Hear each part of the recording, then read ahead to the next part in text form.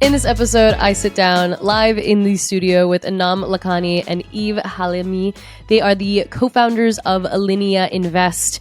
It is an investing app for Gen Z. Anam, Eve, and myself get into what it's like being two female co-founders raising money in Fintech, what it's like to create an app for Gen Z, and also their experience just as people that were in traditional finance, left to build their own company, and have now grown it to a multi-million-dollar fintech company. So I'm so excited for you to hear this episode with Anam and Eve.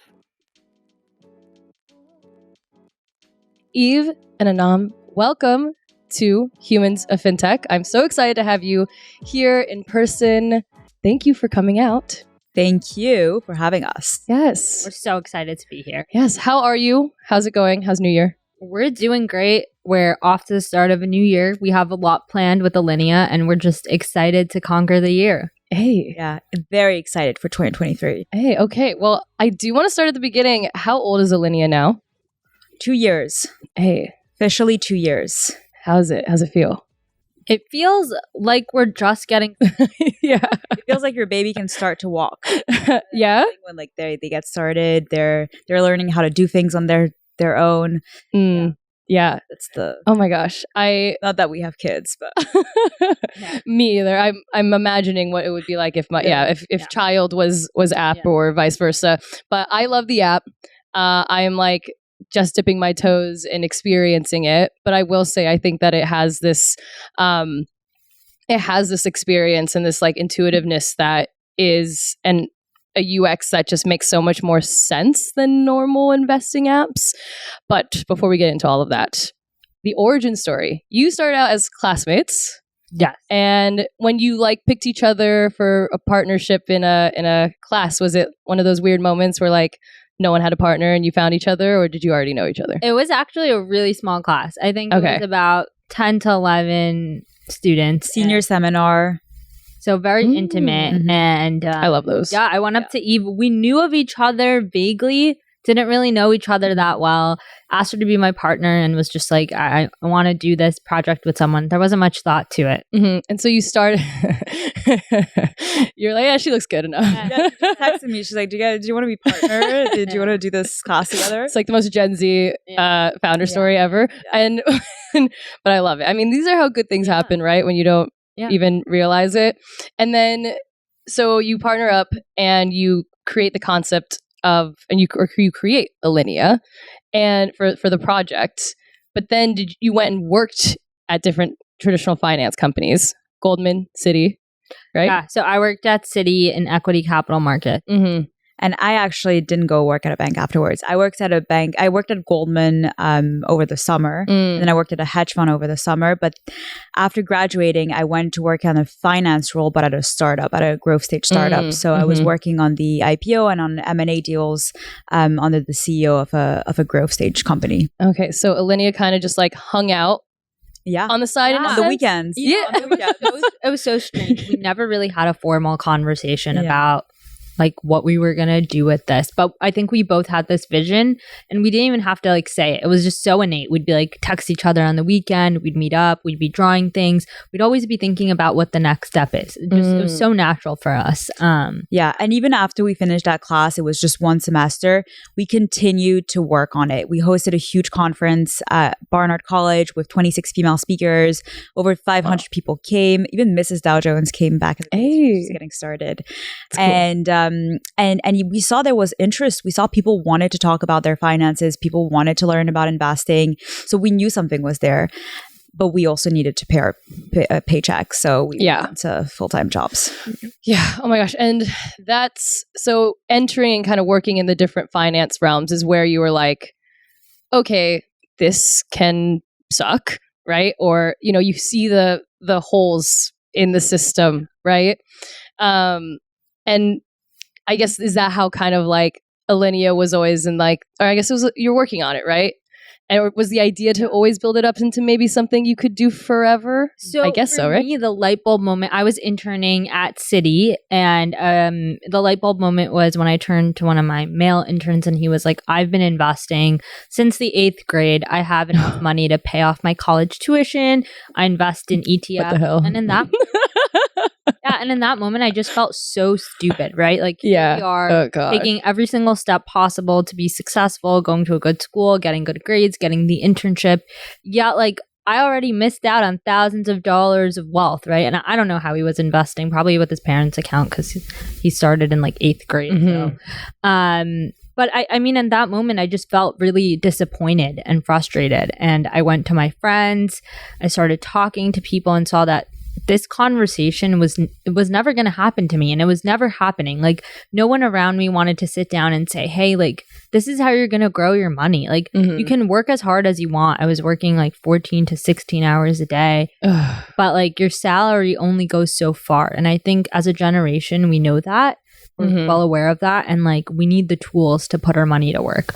I think the magic moment with Eve and I was when we sat down. We didn't start like right away and said like, we're going to build Alinea. We actually went through like a list of problems we saw around us, and when we started talking about finance, we just couldn't stop. Like, we're like, okay, this problem, so much to do. There's so much to do. Like, we have so many incredible, intelligent friends, and personal finances aren't taught in high school. They're only mandated, I think, in 14 states in the United States, some type of financial literacy class. And the United States, like, we're currently in a financial crisis. Inflation is at its highest. Student debt levels are at its highest. And there's no education. And if you're a woman or a minority, you're not exposed to conversations either. No, it's incredibly hidden, actually, and it's a part of our culture for it to feel like something that we're not allowed to talk about. I mean, if my mom is from the Philippines, if she knew that I was like telling people now what I make and wanting and having those open conversations, because I'm a huge proponent of that, and you know, women should definitely share what you're making and how you're dealing with your money and how to negotiate your salary. Yeah. So what are we hiding? What are we gatekeeping? I mean, we don't do it on purpose, right? We just weren't taught. We were taught to like hide that, or otherwise it's like it makes us look bad or it makes us look icky or whatever, and that's what's been holding us back from getting ahead in some aspects, right? Like, I've had to have discussions with like other female coworkers after I found out that they were making, you know, 20,000 less than a man doing their same job, and like, okay, well, we have to do something about this now that I know, but unless you know, then unless you have that conversation and talk about it. But yeah, no, my mom would be like, "What? You're talking about this? Like, that's not a cultural thing." Yeah, not at all. Yeah, and as women, I feel like we did a TikTok about this, but we are always marketed everything from beauty products to designer clothes to the best, I don't know, hair products, but we are never marketed how to make money. We're never, like, investing has always looked like it's been built and made for dudes. So we really wanted to change that when we started off in that senior year classroom. We were like, we need to create a brand that speaks to us. Yeah. Well, and you're doing an amazing job. And that reminds me of Women's World Banking, their president, who, big fan, you should check her out, Mary Ellen Escatarian. I have an episode with her. She wrote a book recently where she talks about this crazy stat where if financial services were offered and promoted to women at the same rate that they are to men, there would be an additional $700 billion of annual revenue for the industry. Which is like, okay, so then why aren't we doing this? Like, what are we missing out on? Yeah. I mean, I can tell you from the earliest days when we had conversations with investors, a lot of the times we were turned down hundreds of times because people say the problem doesn't exist. Women, they don't care about it. Like, they don't want to invest. And we know that's not true. We get like hundreds of messages a day on TikTok, on our emails, saying that I want to invest and I don't know how to get started. Can you help me? So what do you do with like a VC like that? Do you tell them, are you like, yo, check out my TikTok? I mean, Do you know who I am? We didn't have Kind of genuine. Oh, wait, you're right. My bad. Okay. So then, like, now you could be like, see this? You wrong. Anyway, but yeah, I think the first person who believed in us when we pitched the idea was Michael Seibel from Y Combinator. He really saw the founder market fit and he understood the problem right through us. We had 10 minutes to pitch him and Anam killed it in the interview. But no one before him really understood what we wanted to build and why this was such a big problem. But he's the first one who was just like, this is your first, yes, go build this. Were there any other reservations outside of like, this isn't for women or this isn't for young people? Or I mean, so many. This day, everyone's like, the investing space is totally saturated. There's no new innovation. If you're not building an AI assistant or a Web3 project, you're not going to succeed. So yeah. I mean, so that's the constant. I mean, that's what you hear. And I think so much of being a founder and building is just blocking out noise. And that's what we've had to do over the past few years. Oh my gosh. Well, kudos to your investor who is believing in you. Have you ever felt that you've had to pitch to a VC and they like treated you differently because you're two women pitching? Oh my God. Yeah. 99% of the time. All right. Yeah, I think it's interesting because we went through this Y Combinator incubator program, right? And there was one kind of direct or indirect competitor, and they were all male co-founders, and we were two female co-founders, and they raised much faster than us, and they oversubscribed round while it was tough for us to raise the money, even though we were in the top accelerator program. So one, that just kind of goes to show like the gender dynamics here, and two, when you're speaking to 98% of the people you're speaking with are old white men, it's very difficult for them to understand what you're building and who you're building for and why the problem exists. So that was, that one, they just don't take you seriously because you're a younger woman. You remind them of their daughters or their granddaughters. And two, they're so far off from the problem.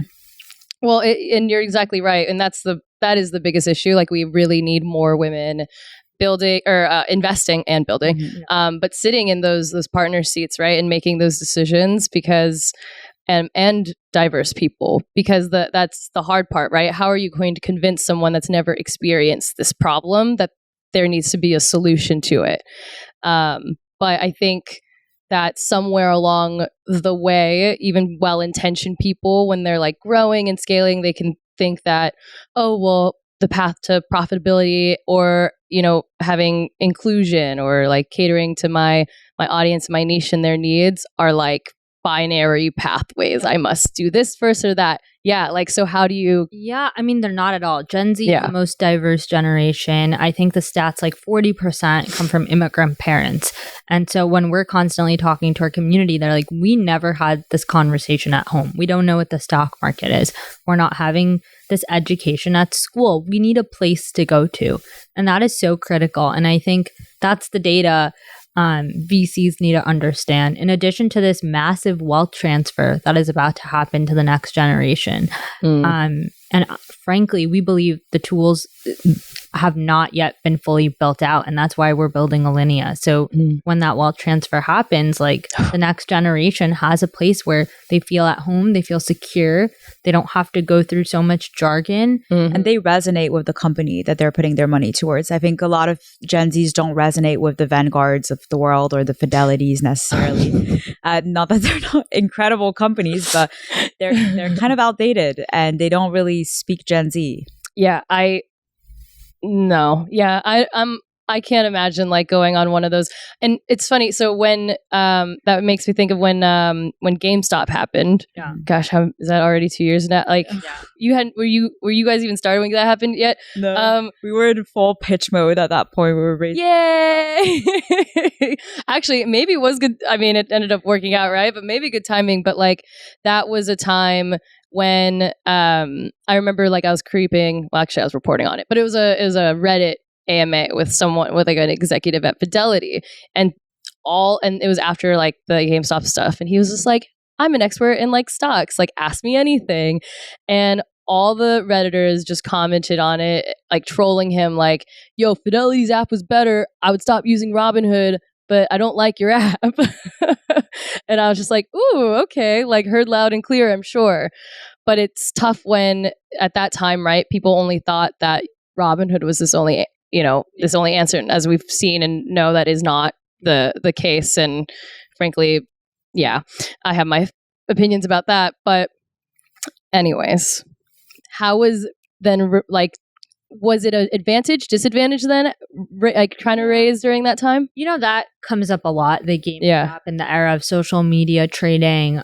We saw this problem way before. So we were started in 2018 truly, and we saw that investing is not provided to this group of Gen Z women and minorities. So when all this is happening, you still see the same voices at the forefront, which is white men and that average middle class to upper middle class white man getting on Reddit, investing money and being the loudest voice in the making room. the headlines. Yeah. Headlines. And we still have to understand that that's a really small percentage of the population that actually wants to go out and bet all their money on GameStop. And it's actually that trickled so deep into social media that you ended up seeing a lot of regular people follow in those footsteps, even with smaller amounts.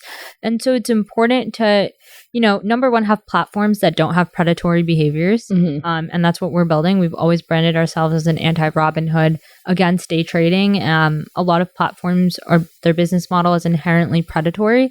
And I think second is elevating voices of like regular people who want to build intergenerational wealth. And do you feel like any past experience with seeing the financial system being predatory in your personal experiences, whether you're trying to do a financial services transaction for yourself or working in there, kind of influences that to ensure like, okay, we have to make sure every element of what we're doing isn't predatory. I of course think most people go into this being well-intentioned, but if you haven't experienced being, this is my podcast, I think I can swear, fucked by the system, then you don't know how to properly address it. Yeah, working on Wall Street, there was just one thought that would go through my head. I'm like, this isn't made for women. Like, it was just like, you don't see women in leadership positions. If you do, they're being incredibly burnt and overworked, and they have to work twice as hard to prove themselves. You can't really, like, having a child and working on Wall Street, like, just being a woman just seems so burdensome. Mm-hmm. Or they've just adopted all the masculine traits. All the masculine traits. Right, exactly. It's like the system just, again, doesn't feel inclusive, and it's not. Mm-hmm. Yeah, I, in my experience in banking as well, it was just like a lot of the time women were seen as this I was in sales and trading, and it was like you're there to please the clients. You're there to go to a lot of IPO roadshows, and it was they were hired to do the sweet talk and to go out and have fun with the clients, and in a different way that men, they had to be more flirty. They had to be more dressed in a different way, always wearing heels, always looking perfect, and it didn't feel right.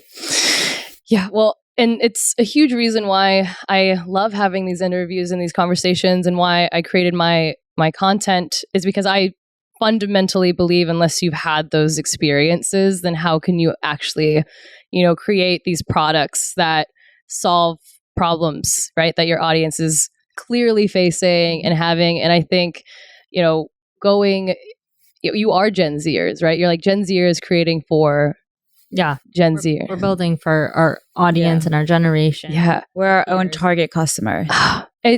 Yes. And I think, that is such a massive, competitive advantage, especially now when community is such a huge thing. I've been saying it so much. I was talking to Alex Johnson the other day, and it was top of mind for him too. And I was like, okay, I'm on the right track. But I think it's huge. At the end of the day, yes, it's oversaturated. Investing apps, but if you hit the right community and you resonate with them properly, then I almost liken it to content creators. Like how many content creators are out there with millions or thousands, hundreds of thousands of followers, but they can all coexist. There's enough space for everyone.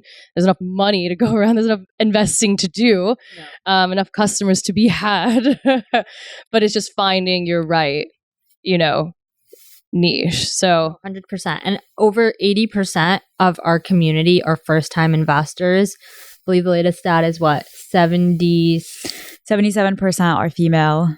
Shit. Nice. So our hypothesis proved to be correct. 68% Gen Z. Yeah. Hey, that's awesome. That's like, that is not something I hear ever, by the way. Yeah. So, which also reminds me, okay, so one of my coworkers, a Gen Zer, I was here in the office with her yesterday, and I was like, oh, I'm interviewing these founders tomorrow, like in person. I'm so excited. And it's 2 females. Like, I've never gotten to do that before. Frankly, since I've been a reporter, like my early days, this has been something I've aspired to get a chance to do. So thank you. And she was like, oh, is it Alinea? Mind you, she does not work in fintech. She works at a media company. And I was like, yeah, it is. She does run a Gen Z magazine.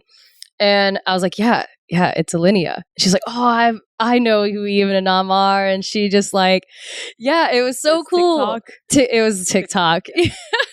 But that was just like so cool to see. And that's something that in my early days reporting, one, I never could have said. 2, no one, I think, would have had that reaction. Like, oh, I know who they are. Because now we have the social. Now we have, 2 female founders who are together and raised and have done the thing. Yeah, we actually made, and I think this is a really interesting part of our journey and building our brand, is we actually decided to make an Anam and Eve TikTok and share our journey and our story. Yeah. And I think there was a bit of friction to doing that. We were afraid to do that, and we weren't sure what the reaction would be. We've gotten a tremendous amount of positive responses. But obviously, that being said, we've had like negative comments in the comments. Lots of negative comments. Lots of a lot of, But what's your favorite? What's your favorite negative comment? I can try to think of mine. There's just so many. I try to like block them. We're so immune to them. I know. That's how it is. Like, you get a couple of, like, you really start to just get. I think it's like, one that comes to mind is like, can't wait for this to fail. Or like, they're very like, I think we've had a word. That's one of the sweeter ones. One of the nicer ones. Yeah, we've had like, I usually get like, you don't know anything about fintech, or like what do you know, or this girl's read like one book and thinks she knows about finance and fintech. Yeah. Okay, well I'll spin it the other way and be a little bit more positive. What's some of your favorite? I mean, the positive comments are so many, right? And I that's what, when we're feeling down, like we wake up and do it for our community because they're like, I needed this app. Like, I want to invest. I never thought I was an investor before I started using Alinea. I've been on Alinea for 6 months now, and it gave me so much confidence to get started. And it's receiving messages like that every day that reassure us. It's like, it's the being seen, right? Even I can feel like the little pits of insecurity sometimes, even though, fintech is femme and this podcast and everything is like flourishing. Sometimes I'm like, and I get positive comments. Sometimes I'm like, oh my God, am I cringy? Or like, I think at this point, like, from the cringy. I think you have to accept the cringy. I was at my sister's. I love the cringy, by the way. Right? I love being. I think people like it, right? It's so cool now to be cringy. Yes. If you're being cringy, that means you're trying. And trying is part of success. Yes. So. Well said. I love that. We're all about being cringe in 2023. Yeah. Hey, it's really not. Okay, so speaking of 2023. Yes. What's like top of mind? Are you nervous with the doom and gloom of the headlines in the world? No, I mean, look, we're both first-time founders. This is our first rodeo, and this is the most focused and most connected to our community we feel up until this journey and this point. We've been leveraging TikTok over the past year, and we saw success around August and September, and we've grown our community like, I don't even know, like we started at 0 and we grew it to like 20K followers. And Yeah, it happened in awesome. the span of a couple of months. We weren't even that regular about getting out there. So our voice is resonating. Our mission is resonating. In terms of like actual building investing, we've spent 2 years with our community. We know what they're nervous about, what they like, what they don't like.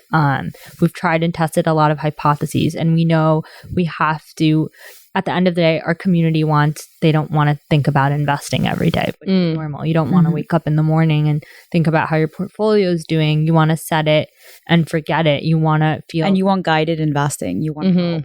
Oh, so true. I mean, what you've done is with the TikTok and the social media presence and that direct line, you're just getting complete direct lines of communication and feedback directly. Yeah. And do you know how many people think like, how many times I've been told like, don't go on TikTok, like your audience isn't going to be there, or like don't do like Instagram, like who's going to care about fintech on there? And it's like, what are you talking about? Like it's there. That is a complete feedback loop where you can adjust and make changes. And then now you've, the paths to profitability and innovation are changing. They've always been different. Just people have thought there's only one way to win.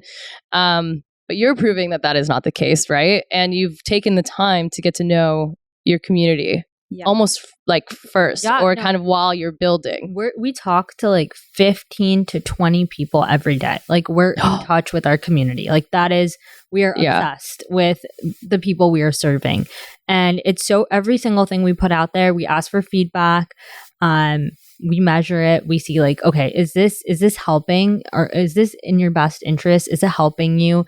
At the end of the day, as a company, as a product, as a brand, it's critical that we're aligned with our customers' best interests. We literally have a financial license to do that. Mm-hmm. And so that is top of mind every day. And that's what we're really excited about in 2023 is building that guided experience. Yeah. We're launching hopefully next week, a new product update, which is going to be our first Alinea playlist that's auto-managed. So we're going to be managing a playlist for our users, and all they have to do is put money in it, and we auto-balance it. We'll provide content in bite-sized format and video format around the fund that we're managing, and we're going to be taking a 1% annual fee.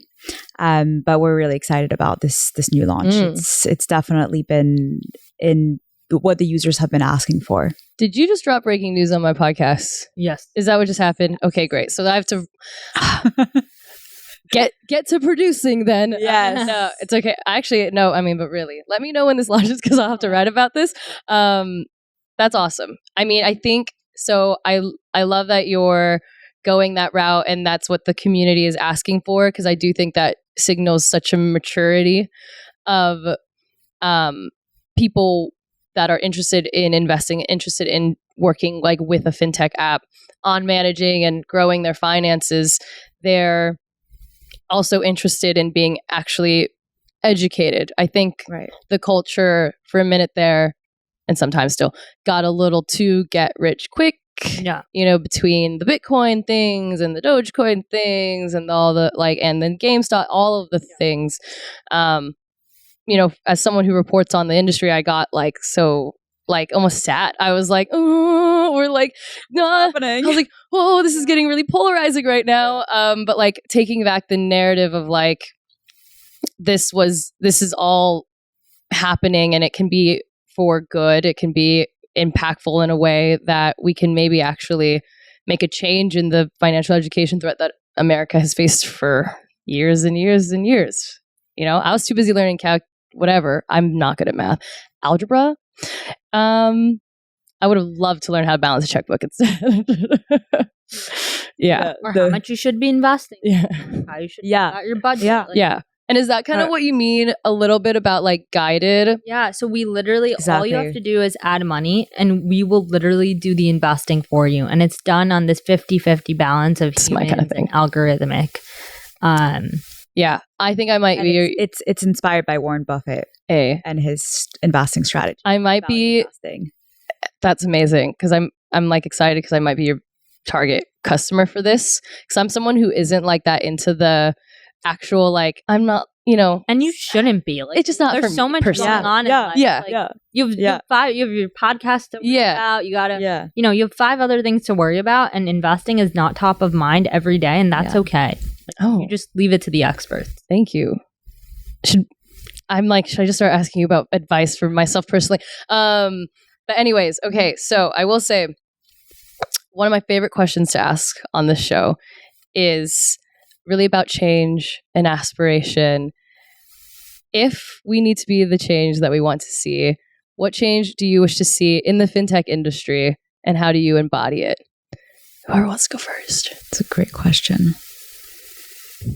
You embody already so many things. What change do you want to be? What change do you want to see? What change do I want to see? I mean, the obvious is more female founders, but I think it's deeper than that, right? Like the products that are created in our world. I had a really interesting conversation when we were raising money, and we were talking about gendered products. And I think the conversation was along the lines of, is Robinhood a gendered product? And people tend to say no. But like, if you think about it, just like a video game, it is a gendered product. It is. If it was built, I mean, I don't know who were the designers behind them, but they were probably dudes. I think what we don't. So then it is gendered. Probably 90% of our products are gendered, and we think like, no, these are like normal products. And so thinking about, well, what's the flip side of that? How do we cater to the other 50% of the population? And by empowering them financially, that's how you generate revenue. That's how you create profits. And so seeing more of that in the future. Yeah. I want to be able to Google investors in the United States in 5 to 10 years, and it looks completely different than what it does. Like top investors, and it's like top investors, and it's just not white dudes. Like it's tiring to see them always when you're referencing anything about investing, or to see charts and graphs. Like I think we just need to visually see something different for people to adopt new products and new habits. And I love what you said. I'm going back to that. I also get a little peeved, if you will, if someone's like, "Oh, your content is gendered. Why are you always gendering everything?" And I'm like, "Excuse me. Our entire world. Look around. Everything you experience, everything that you do, from the transportation that you take, from the public restrooms that you use, to every single thing, to the language that we speak, has been, if it was created by a man or designed by a man, then it's gendered. And everything is gendered. So that, like, to me, creating something that just happens to be more female centric, or happens to be, let's say like more Gen Z centric or whatever, doesn't like take just from the other. Yes. Allowing it's space creation for other people. Yeah. And it's like, is this not like the innovation that you wanted to? And I've had like female founders, other female founders who like have built, banking apps or that type of thing, or financial wellness apps, who've been on my show, and I like listen to them go on other people's podcasts, and the usually the male host will be like, app for women. Why? And I'm like, yo, that's your opener? That's so good. Like, what would you even say to that?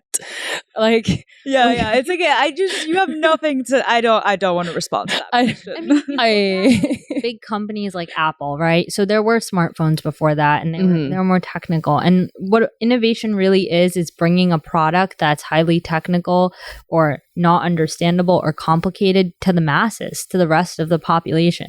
And that's what we really hope to do with investing. Like, we know there's a critical mass that has been left out, that is not taking control of their finances.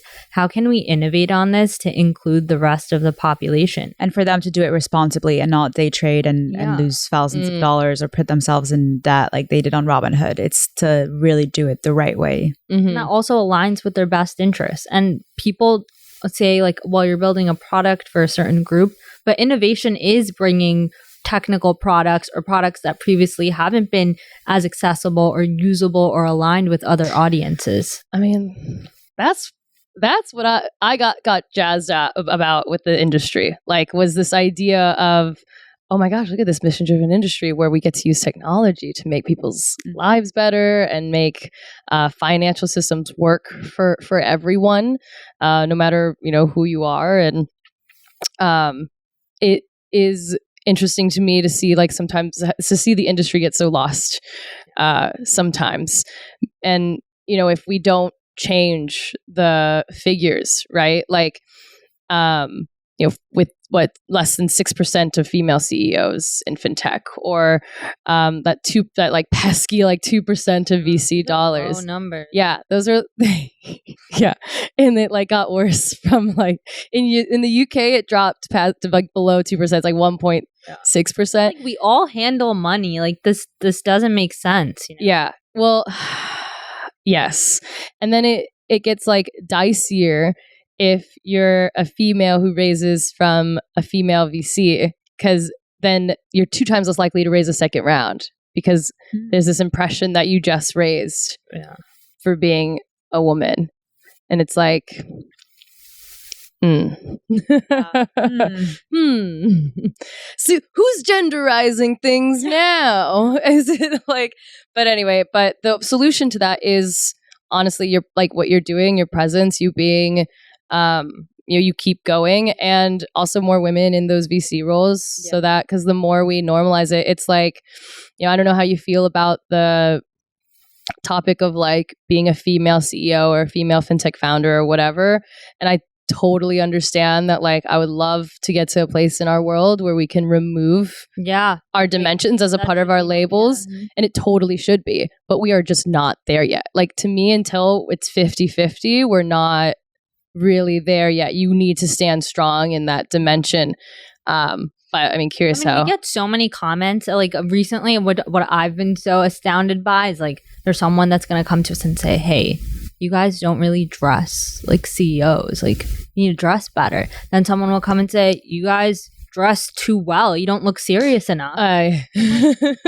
What? Like, this would never, like, a male CEO would never experience this in 1,000 years. And like, we're still early in our journey. So I think it's just strange. Yeah. Yeah. And I appreciate, I like love the Gen Z generation. I love that, you know, I think millennials had the information but didn't know how to like mobilize and organize with it. And I think that's what Gen Zers are so amazing at, is that they're capable of like taking all that iPhone but turning it into action, and like turning it into an investing app, or turning it into like an organization or something to like make that impact. Because you can have all the good intent that you want, but if you're not making impact, then and creating, I think we're a generation of creators, and that could be content, it could be companies, it could be just anything, like your voice. But I think we're a generation of creators, and we see that like even every day when we're talking to our community, like they want to create income for themselves, they want to create wealth for themselves. And so I think that's what's really special about this generation. Yeah, for sure. I'm like, my last question I think would be, you know, my audience, a lot of, you know, other early stage founders, especially women, will listen to this. You know, what is your piece of advice for them? You know, it is an uphill battle. You like go into it knowing it. Though content in my world, I do, you know, feel some of the things that female fintech founders do feel too. But what's your advice for anyone in your kind of shoes building? The number one advice we always give is just to get started. Nike says it's best, but just do it. It's really thanks, Nike. Promoting Nike. This is not an ad. It's so important. Like, people just don't get started, and you have one life. You don't know what tomorrow is going to look like, and you can't waste your time at a job you don't love. Can't waste. When I was at Goldman, I used to work on the IPOs and be like, I want to be across that screen. I want to be making the change. I want to be making difference. I don't want to be working behind the desk at that computer. And so it's about getting started and not being afraid. Hell yeah. Other piece of advice that I love these days is keep the main thing the main thing. You know, there's so much noise out there, and echoes what you've said. Just keep the main thing the main thing. If what you want to do is build and create, do that. Block out the noise. Like, hell yeah. You keep the main thing the main thing. I love that. And I know I'm supposed to wrap this up, but my last question for you would also be I get a lot of questions about like content creation, when you're a founder and trying to figure that out, last piece of advice about kind of finding that footing and voice when creating online? I think it's about being intentional and the why. The why is always important. Whether you're building a company or a product or you're creating a TikTok, why? Why should people care about it? Storytelling. Tell your story over and over again. It really resonates with people and motivates others. Everyone has a story to share, and we always talk about Pixar. But what's the book that you love? That you're reading? God, I should know this. Yeah, Creativity Inc. Creative Inc. And it's all about it all comes down to the story. It's Pixar. Yeah, it all comes down to to Pixar's storytelling. They spent years on stories, and how can you build out the best? At the end of the day, story is king, right? Yeah. And as CEOs, you have to be a storyteller over and over again. You have to be pitching your story, your reasoning, your reason to exist, and we're huge on storytelling. I'm huge on the storytelling, and I'm so thankful for you both doing what you do. All of the things I say in my newsletter and like all of the pieces of advice I have for founders, you basically are like creating the blueprint for. So I appreciate that. I hope more people follow in your footsteps. I hope more look up to you. And I'm so excited for y'all's journey. And thank you for joining me. Thank you. Yes. Oh my gosh. Thank you so much for tuning into this episode. To hear our next story from another diverse leader, be sure to tune in next week. And if you haven't already, be sure to subscribe to our show and give it a 5-star rating, as it helps our message reach more people who want to find belonging too. Thanks for tuning in.